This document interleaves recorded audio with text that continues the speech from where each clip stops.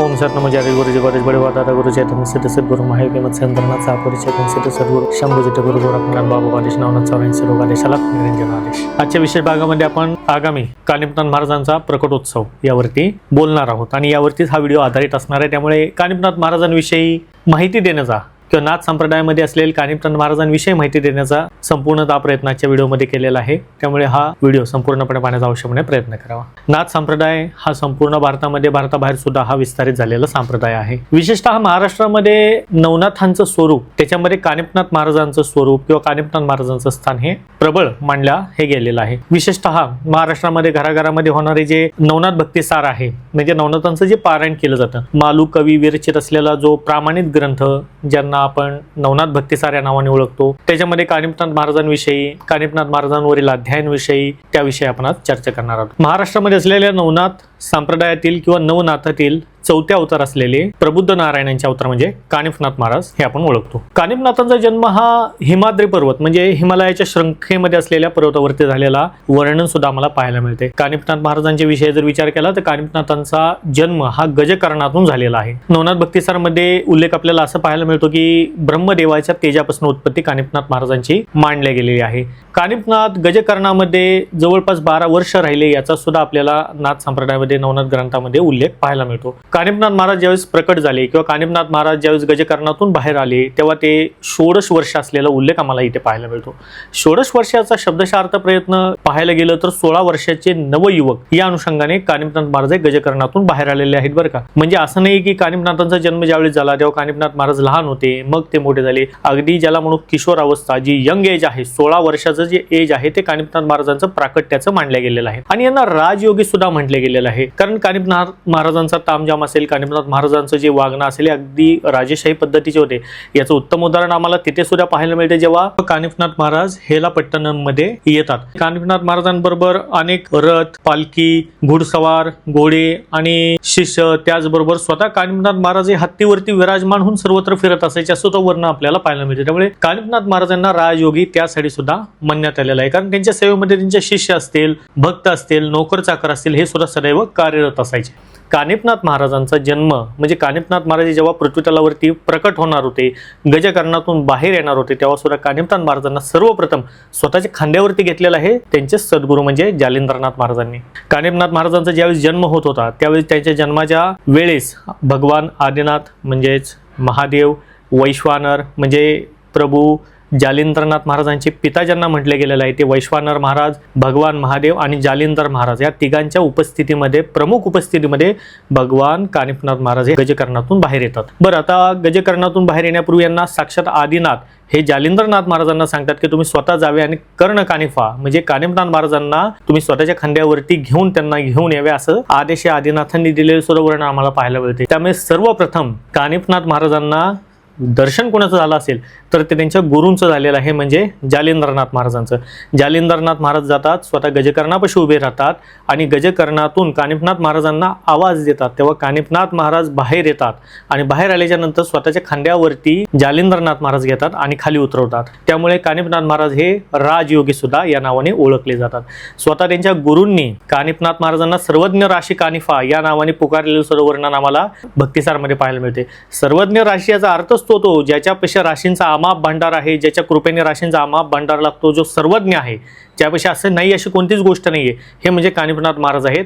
याचं वर्णन आम्हाला साक्षात नाथ संप्रदायामध्ये पाहायला मिळतं. नाथ संप्रदायामध्ये प्रत्येक नाथांना त्यांच्या गुरूंनी हे प्रबोधन केलेलं आहे गुरुमंत्र दिलेला आहे नाथ संप्रदायामध्ये दीक्षा दिलेली आहे. कानिपनाथ महाराजांच्या बाबतीमध्ये हे सुद्धा तितकंच महत्वाचं एक घटना आम्हाला पाहायला मिळते की यांची उत्पत्ती झाल्या क्षणी तत्क्षणी यांना गुरु दीक्षा मिळालेली आहे जालिंद्रनाथ महाराजांकडनं. हे सर्वप्रथम गुरु दीक्षित अवतार यांचं प्रकट झालेलं सुद्धा वर्णन आम्हाला इथे पाहायला मिळतं. गुरु दीक्षित झाल्याच्या नंतर महादेवाच्या सांगण्यावरनं जालिंद्रनाथ महाराजांच्या कृपा आशीर्वादाने सर्व अस्त्र असतील दिव्य अस्त्र असतील याच्यामध्ये कानिपनाथ महाराजांना जालिंद्रनाथ महाराजांनी पारंगत केलेच. परंतु यांच्या बाबतीमध्ये आणखीन एक गोष्ट म्हणजे पाहायला अशी सुद्धा मिळते की जे शक्ती शाबरी विद्येवरती आहे ती शक्ती देण्यासाठी ते देवी देवता हे लवकर बाध्य होत नव्हते. मग त्यावेळेस गुरु जालिंद्रनाथ महाराजांनी मोहिनी अस्त्राद्वारे मोहित करून त्यांना एका झाडावरती नेऊन स्पर्शास्त्र खालती प्रेरित करून ते झाडावरून उडी मारायला ज्यावेळेस त्यांना भाग पडले तेव्हा सर्व देवी देवता उलट्या पुलट्या अवस्थेत अवस्थेमध्ये त्या झाडाला लटकून राहिली आणि तशा अवस्थेमध्ये गुरु जालिंद्रनाथ महाराजांनी साक्षात कानिफनाथ महाराजांना वरदान द्यायला भाग पाडले की जे काही अस्त्र आहेत, जे काही शाबरी कवित्व आहे त्याच्यावरती तुमचा आशीर्वाद द्यावा. म्हणजे तात्पर्यात आम्ही हा घेतो बोध की जालिंद्रनाथ महाराजांनी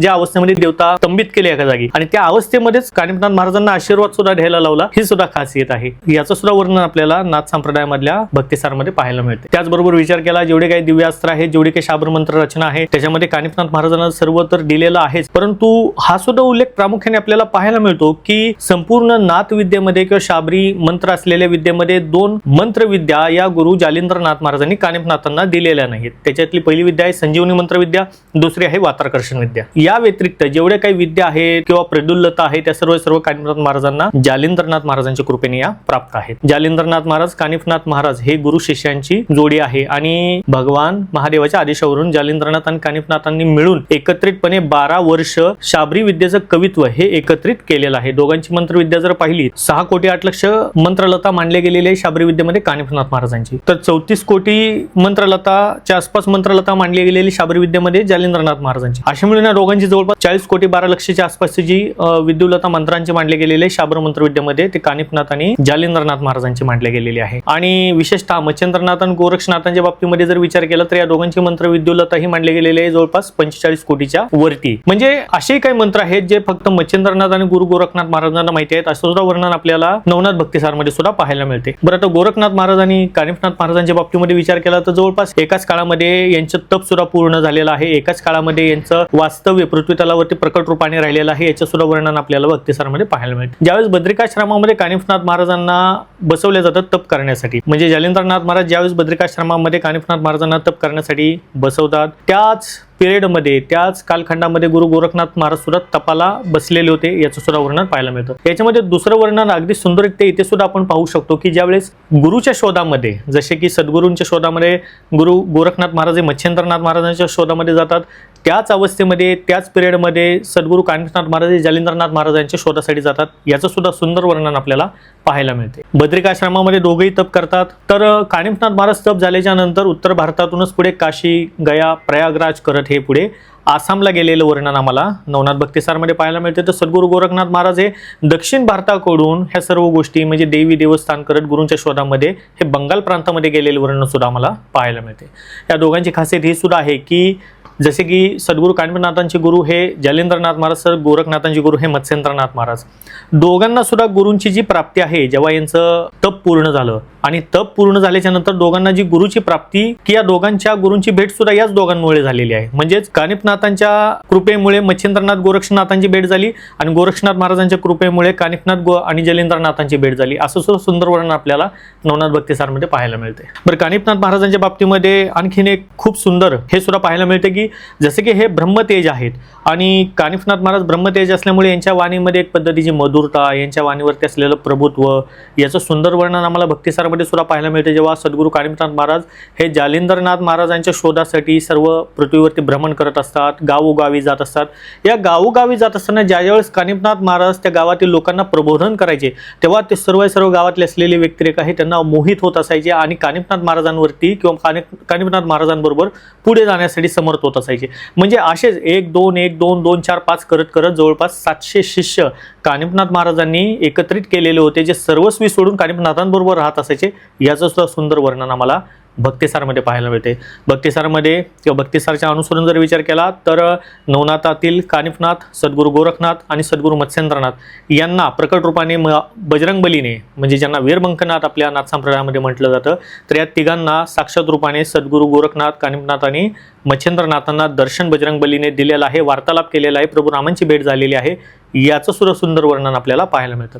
त्यामुळे कानिफनाथ महाराज हे राजराजेश्वर, योग योगेश्वर तर आहेतच, शिवाय आपल्या महाराष्ट्रामध्ये नाथ संप्रदायामध्ये यांचं स्थान हे अटळ आहे. अनेकांच्या घराघरांमध्ये कानिफनाथ महाराज हे त्यांचे कुलदेवतेच्या स्वरूपामध्ये सुद्धा पूजले जातात, हे सुद्धा तितकंच सत्य आहे. आगामी रंगपंचमी त्या दिवशी जे प्राकट्य होणार आहे कानिफनाथ भगवानांचं, कानिफनाथ महाराजांचं, त्या अनुषंगाने आपण घराघरांमध्ये कानिफनाथ महाराजांविषयी फोटो असेल, मूर्ती असेल, तर आपण त्यांना आवडणाऱ्या गोष्टी, आवडणारी भाजी किंवा खिरेचा नैवेद्य, चपाती, घेवड्याचा नैवेद्य हा त्यांना आपण दाखवू शकतो. गणपतीनाथ महाराजांना प्रार्थना करू शकतो. तुमच्या सर्व इच्छा मनोकामना करण्याची, पूर्ती करण्याची निश्चितपणे गणपतीनाथ भगवान या दिवशी विशेषतः तुम्हाला आशीर्वाद तर देतातच, आणि तुम्ही या दिवसापासूनच विशेषतः नवनाथ भक्ती सारे ग्रंथाचं पारायण सुद्धा करू शकता.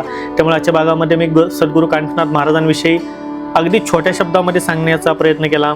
माहिती सांगायला गेलं तर खूप माहिती मोठी आहे, परंतु जितकी या सेवकाकडनं माहिती सद्गुरू गणपतीनाथ महाराजांची चरणी मला अर्पण करता येईल भक्तीच्या स्वरूपाने, ते मी करण्याचा प्रयत्न केला. आशा आहे तुम्हाला ही आवडलेली असेल. चॅनलला नवीन असेल तर चॅनलला लाईक आणि सबस्क्राईब करायला विसरू नका. भेटूया नवीन माहितीसह नवीन व्हिडिओमध्ये. सर्वांना सतनम आदेश, गुरुजी को आदेश. जय हो मेरे सद्गुरू गणपतीनाथ.